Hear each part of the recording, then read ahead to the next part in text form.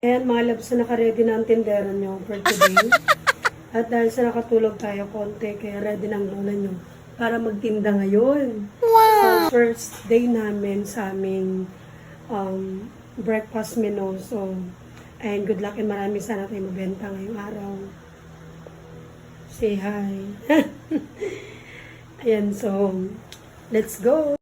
Hi, Chef Eileen. Hi, Chef. Ayan guys, so, nagpe-prepare na kami para sa ating breakfast menu. For today. So, si Chef Eileen ang ating chef ngayon. Yan, hindi may istorbo. Good morning mga loves. So, umaga nga kami nagising natin dahil nagluto na kami for our breakfast menu. Ayan, so, prepare na namin yung para sa pansit. Ayan sa ate.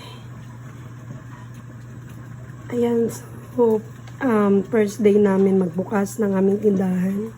Mga lutong pagkain para sa aming breakfast. Nantok pa.